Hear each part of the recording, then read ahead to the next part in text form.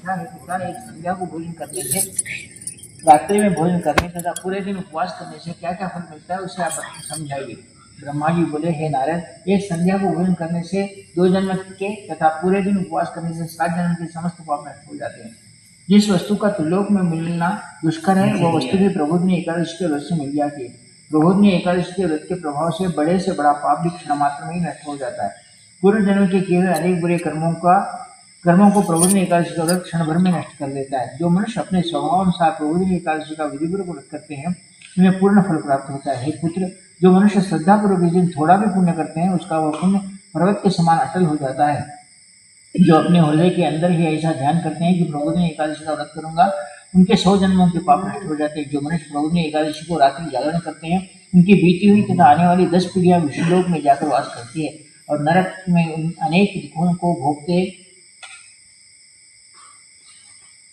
वे उनके पितृ विष्णुलोक में जाकर सुख भोगते हैं। हे पुत्र, ब्रह्महत्या आदि महान पाप भी प्रबोधनी एकादशी के दिन रात्रि को जागरण करने से नष्ट हो जाते हैं। प्रबोधनी एकादशी को रात्रि को जागरण करने का फल अश्वमेध आदि यज्ञों के फल से अधिक होता है। समस्त तीर्थों में जाने तथा गौ स्वर्ण भूमि आदि के दान का फल प्रबोधनी एकादशी के रात्रि के जागरण के फल के बराबर होता है। नारद, इस संसार में उसी का जीवन सफल है जिसने प्रबोधनी एकादशी के व्रत द्वारा अपने कुल को पवित्र किया। संसार में जितने भी तीर्थ है तथा जितने भी तीर्थों की आशा की जा सकती वो प्रबोधनी एकादशी का व्रत करने वाले के घर में रहते हैं। मनुष्य को समस्त कर्मों को त्यागते हुए भगवान की प्रसन्नता के लिए कार्तिक मास की प्रबोधनी एकादशी का व्रत अवश्य करना चाहिए। जो मनुष्य इस एकादशी को व्रत करता है वह धनवान, योगी, तपस्वी तथा इंद्रियों को जीतने वाला होता है, क्योंकि एकादशी भगवान विष्णु की अत्यंत प्रिय है। इसके व्रत के प्रभाव से मनुष्य पुनः जन्म नहीं लेता। इस व्रत के प्रभाव से कायिक, वाचिक और मानसिक तीनों प्रकार के पाप नष्ट हो जाते हैं। इस एकादशी के दिन जो मनुष्य भगवान की प्राप्ति के लिए दान, तप, होम, यज्ञ आदि करते हैं उन्हें अक्षय पुण्य मिलता है।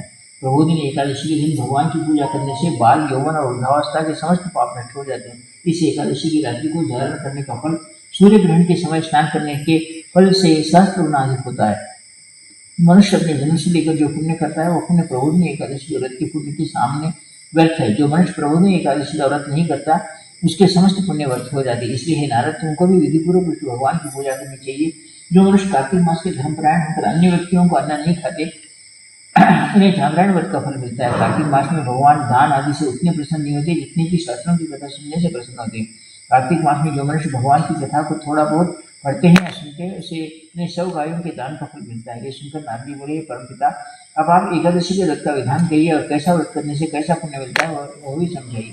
ब्रह्मा जी बोले, नारद, इस एकादशी के दिन मनुष्य को ब्रह्म मुहूर्त में उठना चाहिए और स्नान आदि से निवृत्त होकर व्रत का संकल्प करना चाहिए। उस समय भगवान से विनय करनी चाहिए कि हे भगवान, आज मैं निराहार रहूंगा और दूसरे दिन भोजन करूंगा, इसलिए आप मेरी रक्षा करें।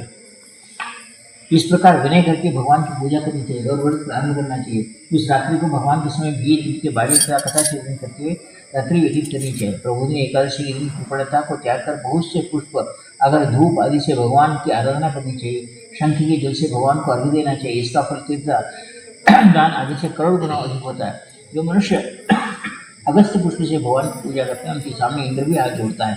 कार्तिक मास में जो बिल्वपत्र से भगवान की पूजा करते हैं उन्हें अंत में मुक्ति मिलती है। कार्तिक मास में जो मनुष्य तुलसी जी से भगवान की पूजा करते हैं उसके 10,000 जन्मों के समस्त पाप नष्ट हो जाते हैं। जो मनुष्य माह में फिर तुलसी जी के दर्शन करते हैं या छूते हैं या ध्यान करते हैं या कीर्तन करते हैं या रोपण करते हैं अथवा सेवा करते हैं वे 1000 कोटि तक भगवान के घर में रहते हैं। जो मनुष्य तुलसी का पेड़ लगाते हैं उनके कुटुंब में जो पैदा होते हैं वे प्रलय के अंत तक विष्णुलोक में रहते हैं। जो भगवान की कदम पुष्प से पूजा करते हैं वह यमराज के दुखों को नहीं पाते। समस्त मनोवांछाओं को पूरा करने वाले भगवान कदम पुष्प को देखकर अत्यंत प्रसन्न होते हैं। यदि उनकी कदम पुष्प से पूजा की जाए तो फिर बात ही क्या है। जो गुलाब के पुष्प से भगवान की पूजा करते हैं उन्हें मुक्ति मिलती है। जो मनुष्य बकुल और अशोक के फूलों से भगवान की पूजा करते हैं वे अनंत काल तक शोक से रहित होते हैं। जो मनुष्य विष्णु भगवान की सफेद और लाल कनेर के फूलों से पूजा करते हैं उन पर भगवान अत्यंत प्रसन्न होते हैं। जो मनुष्य विष्णु भगवान की दुर्वादल से पूजा करते हैं वे पूजा के फल से 100 गुना फल अधिक पाते हैं। जो भगवान की शमी पत्र से पूजा करते हैं वो भयानक यमराज के मार्ग को सरलता से पार करते हैं। जो मनुष्य चंपक पुष्प से भगवान विष्णु की पूजा करते हैं आवागमन के चिर से छूट जाते हैं। जो मनुष्य स्वर्ण का बना हुआ कीर्ति पुष्प भगवान पर चढ़ाते हैं उनके करोड़ों जन्मों के पाप नष्ट हो जाते हैं। जो पीले और रक्तवर्ण के कमल के फल की आशा करते हैं उन्हें फल दान करना चाहिए। तेल की जगह घी और घी की जगह दूध और अन्नों में चावल दान करना चाहिए। जो मनुष्य इस व्रत में भूमि शयन करते हैं उन्हें सब वस्तुओं सहित शैया दान करना चाहिए।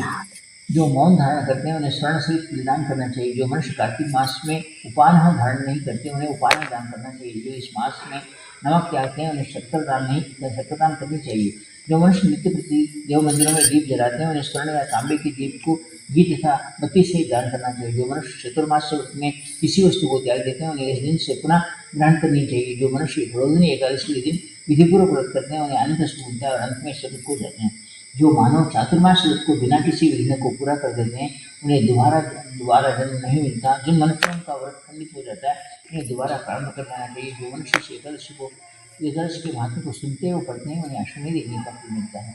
स्वाध्याय, तपस्या और त्याग की दृष्टि से चातुर्मास का नियम बेहद महत्वपूर्ण है। भगवान श्री विष्णु की भक्ति में लीन होने के कारण यह समय अत्यंत उत्तम है। गृहस्थ में बंधा व्यक्ति भी चातुर्मास में भगवान विष्णु की भक्ति का पूरा लाभ उठा सकते हैं। ओम विष्णवे नमो, विष्णवे नमो, विष्णवे नमो।